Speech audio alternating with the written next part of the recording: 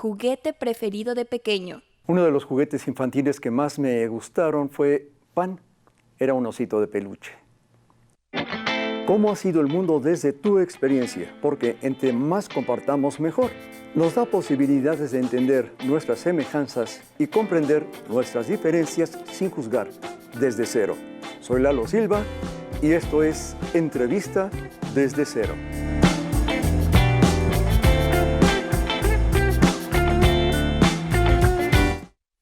Alejandro, ¿qué te falta por hacer? De pronto, ¿cómo sacaste tantas cosas que te vas por un lado, te vas por otro y haces 80,229?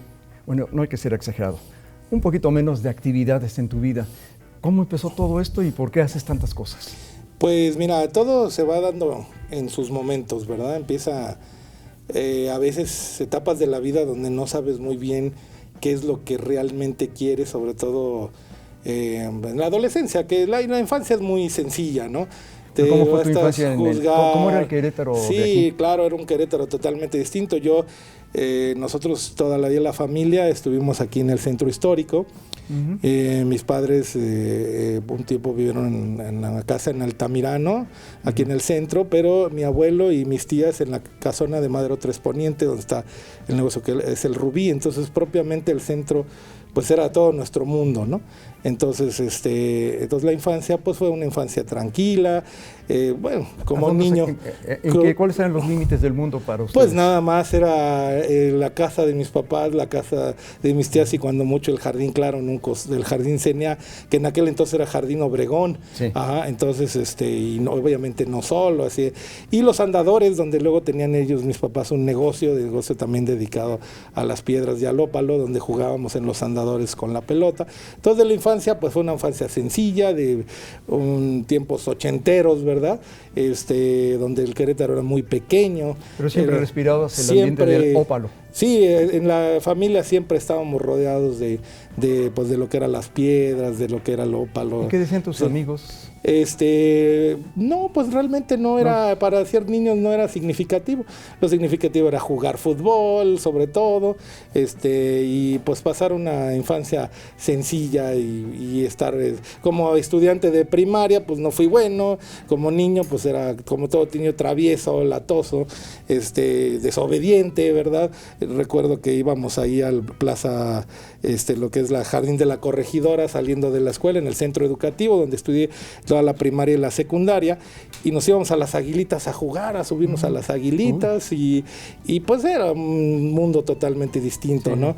No había el riesgo de decir, oye, pues te van a agarrar, va a llegar un coche y se va yo. No, todo el mundo se conocía, todo el mundo sabía quién era, un Querétaro muy, muy distinto, lógico, pues mucho más pequeño, ahora ya es una ciudad, una orbe muy, muy grande, muy importante, entonces lógico que tenga que haber esos cambios, pero en aquel entonces, pues la máxima preocupación de mis papás era que cuando saliera de la escuela no me fuera a jugar a las Aguilitas y llegara temprano a comer, entonces como nunca hacía caso, pues tenían que ir a las Aguilitas a llevarme de la oreja a la casa, y esa era, digamos, la máxima aventura en aquel entonces. La infancia, pues lógico, ¿no? Así. El parteaguas, en cierto sentido, en mi vida, en 1988, cuando cumplo 20 años y me doy el gusto o la oportunidad de decir, bueno, pues me voy a ir de viaje en solitario, mochila al hombro, con los pocos pesos que tengo. ¿Ya habías salido de Querétaro? ¿Ya conocías otras cosas? Sí, afortunadamente, en cuestión de viajes, mis padres y mis tías constantemente viajábamos era muy común en aquel entonces a Laredo, La Fayuca, en aquel entonces, a comprar cosas, y luego a veces mi tía nos invitaba, nos llevaba a viajes largos. Por ejemplo, fuimos a Disney World, pero nos fuimos por tierra, o sea, nos fuimos en autobús, en lugar de agarrar un avión, fueron 2 días de camino en autobús, cambiando de autobús. Es la aventura de todo eso, de conocer muchos lugares, y eso pues notoriamente me marcó, ¿no? ¿Viajaste en tren? Viajé en tren. En esa época no. El viaje en tren que hice, lo hice ya cuando ya casado con mi esposa. En Estados Unidos hicimos un viaje en tren. Pero en aquel entonces todo era en autobús. Todo era en autobús, incluso los aviones no los conocimos, o sea, yo no volé en avión hasta mucho tiempo después. Ajá. En aquel entonces todo era en autobús. Y cuando cumplí los 20 años, en 1988, dije, no, pues me voy a ir de aquí hasta Quebec, Canadá, en autobús. 3 días de viaje completitos. Tú solito. Solo, mochila al hombro, con muy pocos pesos, o sea, lo que había juntado. Entonces, ¿Y cuánto idioma llevabas? De inglés casi 0. Sí. ¿Y cómo te ibas a comunicar ahí? Pues como era la aventura, como Dios me dio a entender. ¿Cómo le hiciste? Pues ahora sí que como milagro de Dios, o sea, con lo poco que sabía, con lo poco que tenía, pero gracias a Dios pues logré hacerlo. Y digo, no estaba 0 de inglés, pero pues mi inglés no era un inglés lo suficientemente bueno como para tener una conversación. Pero lo importante fue pues la experiencia, el decir lo hice Claro. y eso me marcó mi vida. En mi vida en esa época los viajes fueron la marca principal, ¿no? Entonces ese viaje pues fue como un reto, ¿no? Si lo tengo que hacer, lo hago, y ya una vez que lo hago, pues a ver qué sigue más, ¿no? Entonces, pero lo importante era decir, bueno, lo puedo hacer, ese sería la esencial, y fue un viaje que disfruté muchísimo. Me hizo ver que el dinero es muy importante, pero no tanto. ¿Y de ahí surge la idea de la fotografía? ¿O ya no, tenías eso? Sí, la fotografía sí ya era, o también más o menos ya había indicios anteriores por influencia de una de mis tías, mi tía Lupe, que también le gustaba mucho la foto. De hecho, ella me regaló su cámara de ella, pues desde ahí fue que empecé un poquito la fotografía.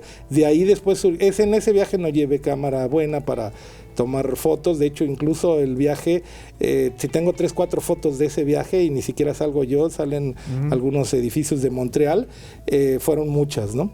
Entonces, ya posteriormente en otros viajes sí ya fue más la idea de documentar, de ir a un lugar, fotografiarlo, de conocer su historia y luego regresando, pues a lo mejor hacer un articulito, algo para publicarlo. Los estuve publicando en Diario de Querétaro. ¿Y te tocó el tiempo de los rollos de 24, sí, de 36 sí, y que se te echa a perder sí, uno? Sí, exactamente. La cámara análoga, los rollitos, y eran caros, no eran baratos.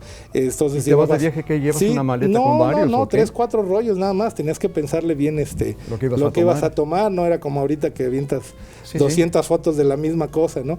Mundo totalmente distinto, ¿no? Entonces, ¿Cómo surgió esto de órbita?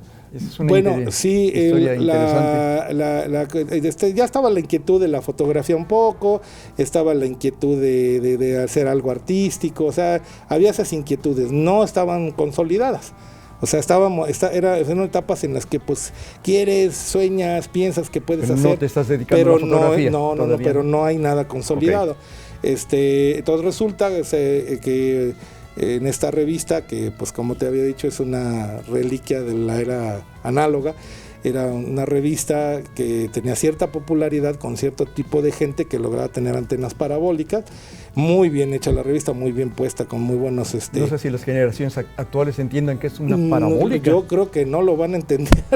Una antena parabólica es el precursor de todo lo que es la televisión por cable y de lo que posteriormente vendría siendo el Netflix, ¿no? La antena era una antena efectivamente parabólica por su forma, un platote que se ponía en el techo de la casa. Sí. Llegaba un técnico, había una serie de satélites que mandaban señales televisivas, estadounidenses por cierto, y en esa época creo que pues no había ningún convenio con México de copyright ni nada, o sea que materialmente era una pirateada de la señal, porque pues no había ningún tipo de legislación ni nada.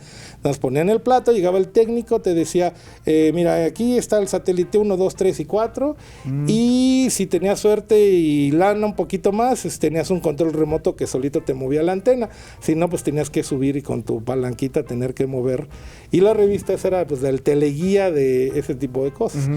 Y surge en la revista que yo iba y compraba porque mi tía y mi abuelo en su casa tenían esa antena, me decía, oye, vete a comprar la órbita para saber qué película va a ver o qué programa va a ver, porque si no tenías esa guía, pues propiamente no tenías idea de lo que iba a pasar. Al ¿no? azar. Al azar tendrías que poner un canal y a ver lo que sucedía.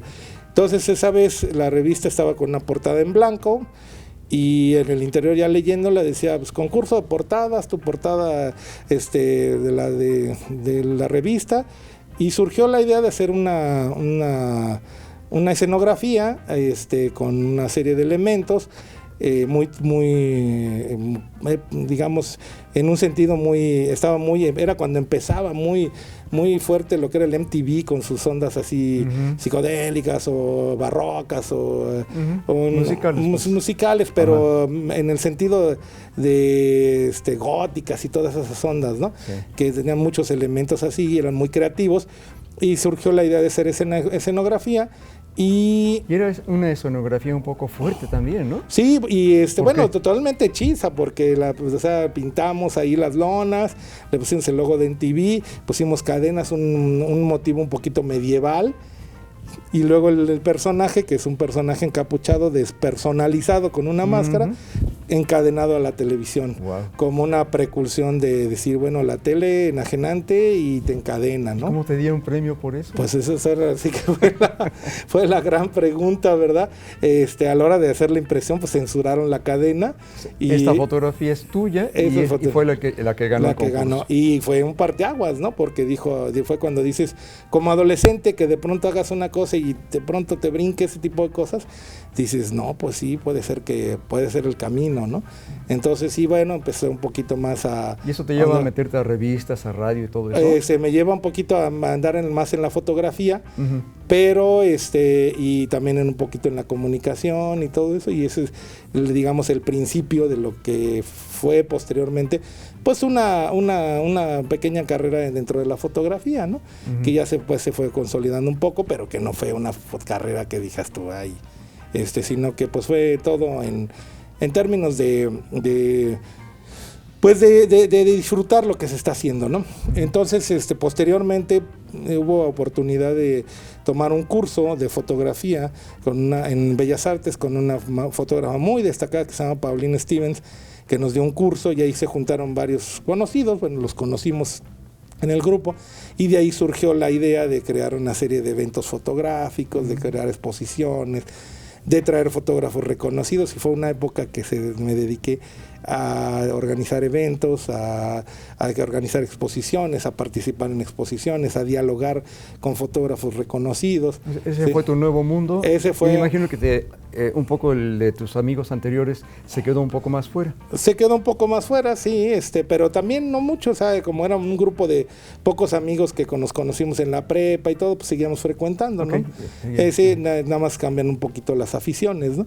Entonces, entonces viene ya esta etapa de estar organizando eventos y haciendo exposiciones con nuevos amigos, trayendo gente pues reconocida, y pues una gran experiencia porque aprendes de estas gentes importantes, pues como dicen por ósmosis, nada más por verlos. Es tan increíble su aura que tienen, que por solo estar cerca de ellos aprendes muchas cosas, ¿no? ¿Y llegas a hacer exposiciones? Llegué a hacer algunas exposiciones colectivas, algunas exposiciones colectivas. Surge la idea de meter un proyecto en beca, una beca del Fondo Estatal para la Cultura y las Artes, que se abrió esa convocatoria en 1999. Meto un proyecto que se llama Ciclo Nacional de Fotografía, que es un calendario de eventos, exposiciones, conferencias y talleres con fotógrafos destacados. Pongo la lista de fotógrafos y pues gana la beca. Entonces viene el recurso, más otros apoyos adicionales con la Universidad Autónoma de Querétaro, con el arquitecto Miguel Ángel Ruiz, que tenía su Café Cuadros, que fue también icónico en esa época. Tenía su galería, un espacio que les dedicaba a galería, y luego sus ondas de trova y todo eso. Sobre el andador. Sobre el andador 5 de mayo. Sí. Se conjuntaron esos elementos y se pudo hacer una serie de eventos muy interesantes. Se trajo gente pues, de la talla de Mariana Jampolsky, que es uno de los íconos de la fotografía en México, pues Pedro Valtierra, que tenía poco de haber ganado su premio Rey de España, Enrique Bostelman, o sea, gente muy, muy importante, ¿no? Y me gustaría platicarte una anécdota de cómo aprendes con ellos, simplemente por estar cerca de ellos, ¿no? Y es una anécdota muy curiosa porque es una cosa que te marca, ¿no? Estábamos precisamente, bueno, la que es ahora mi esposa y yo, estábamos ahí después de ver la exposición. Me dice Enrique Bostelman, oye, dice, ¿por qué no al otro día? Me dice, ¿vienes a desayunar aquí al hotel? Él se había hospedado en el Hotel Mesón de... el que está por 15, bueno, se me falta el nombre, y se hospedó y me dijo, oye, pues vamos a desayunar, que no sé qué, y platicamos, ¿no? Al otro día llegamos ahí ese día, estaba todo el lugar vacío, sentado él, justamente donde daba el rayo de sol, así estaba, ¿verdad?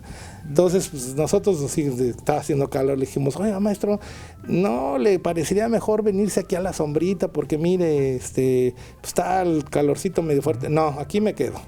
Yo no me muevo. Él tenía un carácter un poquito... fuerte. Fuerte, ¿no? Era muy amable y siempre fue muy cordial, pero a la hora de, no, aquí estoy muy bien, ¿no? Sí, ¿no? Entonces, bueno, pues órale, pues ya nos sentamos, ya con el rayo de sol, empezamos a platicar, se detiene la plática y se voltea y me dice, dime qué ves. Pues está vacío el lugar. ¿Qué ves? Y luego, no, pues está bonito el lugar, ¿no? Dime qué ves. Híjole, más atrás. O sea, más, a ver, pues qué veo, pues y entonces, no puede ser. Dice, todos los demás mesas estaban con sol y la de él estaba con sombra. O sea, donde estábamos nosotros que le decíamos, oiga, muévase, porque estaba totalmente con sombra. O sea, y todo lo demás estaba soleado. Entonces me dice, tienes que aprender a leer la luz, porque si no sabes leer la luz, no puedes hacer nada. Entonces, imagínate la lección, ¿no? O sea, muy bien llevado. Entonces, es importante que aprendas a leer la luz para que puedas hacer cualquier cosa. Entonces, ese tipo de cosas te marcan notoriamente. Dices tú, pues mira, qué aprendizaje que con esa sencillez y eso te marca absolutamente. Y otra cosa que vas aprendiendo cuando estás rodeado con esta gente importante, con esta gente destacada, vas aprendiendo ese tipo de anécdotas, te van enseñando una serie de cosas. Sí, te siembran. Te siembran. Una cosa que siempre platicamos cuando estamos entre fotógrafos o platicando sobre la fotografía, dices, un fotógrafo no es un fotógrafo de 8 horas, un fotógrafo es un fotógrafo siempre. Y un fotógrafo siempre que está, pues está siempre viendo. Y en eso entra una experiencia, por ejemplo, ahora con Pedro Valtierra, que acababa de ganar el Rey de España. Estábamos también invitándolo a una conferencia, fui a recibirlo, lo invité a desayunar en un café que en aquel entonces se llamaba Leonard Gans, en Plaza de Armas, que era de esta fotógrafa, Paulina Stevens, que tenía su café ahí. Aproveché en que viera las fotos de ella, no, muy buen trabajo y todo. Y entonces ya saliendo, pues para tomar un poco ahí en Plaza de Armas, un detalle que me quiero compartir porque me parece increíble. Entonces agarra y empieza a decirle, oye, mira, que Pedro, que aquí, que el lugar, y me dice, quítate. Así me hizo, quítate. Wow. Y pega la carrera, se sube a los macetones, a las jardines que están ahí de Plaza de Armas, y justamente enfrente de la plaza de la Casa de la Corregidora estaba un letrero que decía Libertad y 2 mujeres así, con sus trenzas. Se para enfrente de ellas y empieza a disparar, ¿verdad? Y a la hora de bajar casi se calla, maestro, que no sé qué. Y entonces me dice, pues es que es uno fotógrafo a todas horas, no puede uno dejar de ser fotógrafo a tal hora. Siempre que ve uno una estampa, la estampa está ahí. Está ahí y él agarró, pegó carrera, brincó, saltó, pum, se puso en pose como un felino tras su presa, pum, disparó y regresó.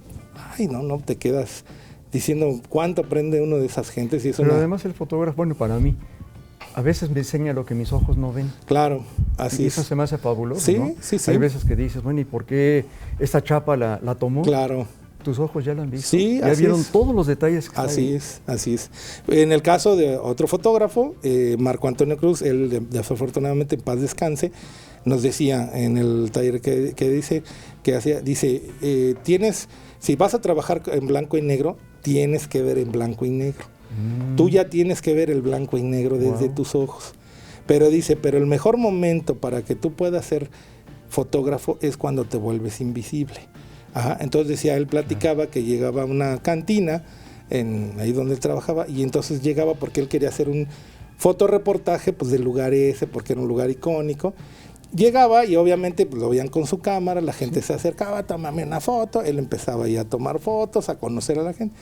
Volvía al otro día, volvía al otro día, volvía al otro día, volvía al otro día. Llegaba un momento en que ya no lo veían. Y Dios decía, en ese momento están las mejores fotografías porque está la gente como es tal cual. Entonces, pues dices tú, bueno, pues ese era precisamente el absoluto sentido de precisamente rodearte de esta gente. Todo lo que puedes aprender de la gente destacada, y esa era la base de por qué era la necesidad de hacer ese esfuerzo. ¿Y por qué no te dedicaste tiempo completo a la foto? ¿Por qué de pronto estás con la música, con las piedras, todo eso? Bueno, pues las piedras fue porque ya Familia. aquí la señora dijo, ya estuvo bueno de la artisteada, ya ponte a trabajar, ya es algo productivo. Entonces seguimos la tradición familiar de un comercio, del negocio de las piedras. La música tuvo un inicio muy curioso. Y es muy curioso porque precisamente teniendo el negocio, viene la pandemia de la influenza, que fue en 1999, ¿verdad? No, en 2000. ¿La influenza fue? Sí, fue como en el 2005, okay. ¿No? Sí, la influenza. Sí, a mí me dio, así es que no me acuerdo del año. Esa pandemia que duró, no duró más de 3 meses, no fue como la de esta que fue que vino. Fue muy decente. Sí, fue, exactamente. Entonces yo iba al negocio, abría el negocio, pero no había nadie, o sea, estaba solo el negocio. Entonces yo tenía una vieja Mac, y tenía un programa ahí que se llama GarageBand, entonces quería yo empezar a hacer una recopilación de mis fotos. Había demasiado tiempo, no había nada que hacer. Entonces empecé a hacer una compilación de mis fotos, dije, bueno, y empezaba lo del YouTube, entonces dije, bueno, voy a empezar a hacer mis fotos. Pero como empezaba uno a querer subir a YouTube, decía, no, pero si la música no es tuya o no tienes derechos de autor, pues cuidado, porque no sé qué. Entonces dije, bueno, pues voy a agarrar este programa y voy a empezar así como el burrito que tocó la flauta, a empezar ahí a moverle y a ver qué. Y entonces al cabo de un tiempo, empecé, porque bueno, mi afición por la música fue desde siempre, ¿no? Es así, o sea, no como músico, sino como escucha. O sea, uno de mis ídolos, los Vangelis, los Dead Can Dance. De hecho, bueno, este simbiosis, no sé si es el mismo corte, pero sí, claro. Usas Vangelis más que todo. Sí. Kitaro, Yarré, era lo que oíamos. Estos modelos. Sí, eran con mis amigos, era lo que nos gustaba oír. Entonces, eso era lo que oíamos normalmente. Bueno, lo que tengo, hay una frase de un buen amigo que se llama Juan José Sales, que es el director de Azafrán Media, que decía, cuando éramos niños, dice, cuando todos los niños oían Parchís, yo escuchaba King Crimson, que era un grupo de rock progresivo. Sí. O sea, digamos, era en otro corte completamente diferente. Entonces, esa afición por la música siempre estuvo, ¿verdad? Entonces nos juntábamos a platicar y a escuchar música y ver que un nuevo disco y todo y a hablar de la música, pero siempre estaba allí ese gusto por la música, ¿no? Por ese tipo de música, ¿no? No había onda de andar ahí reggaetoneando, bueno, creo que en aquel entonces ni existía ni nada. Con todo lo que has vivido, sí, claro. ¿Hay algo que te falte hacer que dijeras, me falta explorar por este camino? Pues de no ser rico, yo. De no sacarme el melate, no, sí falta mucho. No puede uno decir que ha tenido uno todo en la vida, ni ¿cómo se llama? Ni decir, pues no me falta nada, siempre está uno deseoso. Pero no hay algún claro, sendero que dijeras, claro. Me hubiera gustado así como llevé la foto, como llevé la música, como llevé lo de los ópalos. Sí, obviamente hubo un momento que sí tenía la firme decisión de hacer un viaje por cruzar Centroamérica y llegar lo más lejos que pudiera podido, y no lo hice. Entonces sí me quedó pendiente ese proyecto, pero bueno, son cosas. Era sobre la línea que ya estábamos sobre siguiendo, la línea, sí. Pero no hay una nueva línea diferente, digamos, ahorita. No, ahorita por el momento no, o sea, sería seguir en lo mismo, ¿no? Tengo ahorita la intención, pues, de sacar un nuevo proyecto musical. Quería sacar un fotolibro también con lo de la cuarentena, que pues, o sea, que es también otro momento, pero veo, estamos en Es como proceso. el silencio de la ciudad, la cuarentena, ¿no? Sí, Con las es que de pronto, bueno, si nos vamos toda la cuarentena, pues sucede esto, ¿no? Bueno, de esto que sucedió en 2020. Te dicen, quédate en casa, ¿no? Quédate en casa, que el virus está muy mortal y todo. ¿Cuánta gente no pudo realmente quedarse en casa, no? O sea, no es una situación que era fácil para mucha gente. Claro. Nosotros tuvimos también que vernos en la necesidad de salir afuera, pues hacer entregos de los clientes que teníamos. Pues nos están diciendo que prácticamente se nos está acabando el tiempo Sí. y tendríamos mucho más que platicar. Claro. Espero que tengamos una segunda oportunidad. Sí, no. Pero lo importante es que te veo como una persona feliz. Y yo creo que lo eres porque estás haciendo lo que tú le puedes entregar a la vida y estás agradeciendo lo que la vida te entrega a ti. Claro. Alejandro Villalón, Reno o Renau. Renau, como sea. Como sea. Gracias. No, gracias al por contrario, estar. Gracias a oye, todos ustedes por pues estar muchas también. gracias. Gracias a todos los que nos están acompañando aquí. Enseñanza de vida. La vida es sencilla, nosotros la complicamos. Soy Lalo Silva. Esto ha sido Entrevista desde Cero. Y si el universo se sigue confabulando, la próxima semana nos volveremos a ver.